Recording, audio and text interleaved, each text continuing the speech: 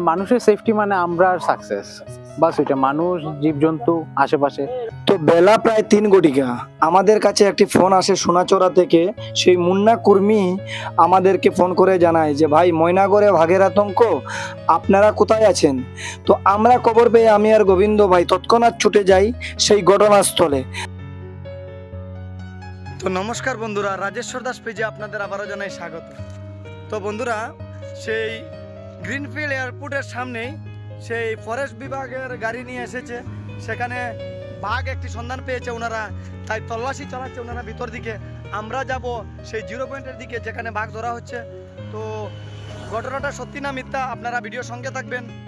জায়গাত গিয়ে দেখছি যেখানে আগে বডিটা আসলো এখানে বডিটা নাই, এখান থেকে অর্ধেক দূর টানিয়া নিয়ে এরপরে এখানে গিয়া বডিটারে রাত্রে খাইছে। তো চলুন বন্ধুরা, আমাদের সঙ্গে আপনারাও সেই ঘটনাস্থলে গিয়ে দেখি ঘটনাস্থলে বাস্তবে কি ঘটেছে।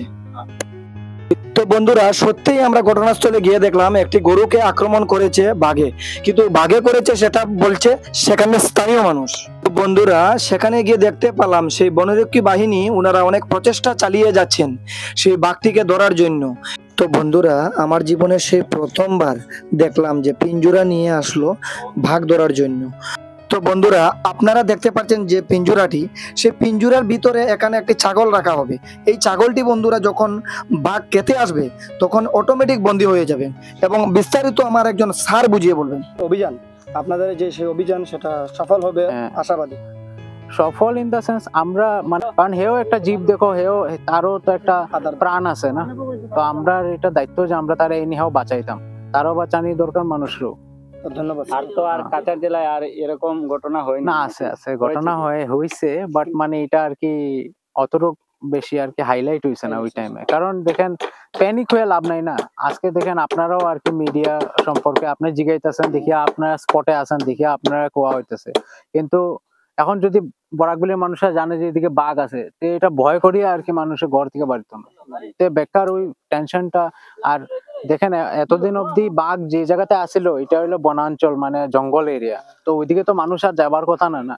কিন্তু এটা দেখেন, এটা একটু মানে ডলুর যে এটা এদিকে সিভিলিয়ান এরিয়া কয়, এটার মানে মানুষ আয় যায় কাজ উজ করে। তো ওইটার সেফটির লিগা, মানে তারার সেফটির লিগা এটা আজকে ট্র্যাপ লাগানো হইতেছে কেজ।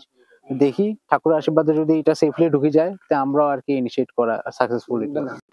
তো বন্ধুরা, আজকের ভিডিও এই পর্যন্ত। যদি ভিডিওটি ভালো লাগে তো আরেকজনকে দেখার সুযোগ করে দিবেন। আর যদি আপনাদের এরিয়ায় কোনো অঘটন ঘটেছে তো আমার এই নাম্বারে আপনারা যোগাযোগ করেন। তো আমি রাজেশ্বর দাস আপনাদের সঙ্গে আছি সেই বিনামূল্যে প্রচার করার জন্য। তো ভালো থাকবেন, সুস্থ থাকবেন, আবারও দেখা হচ্ছে নতুন কোনো ভিডিওর সাথে।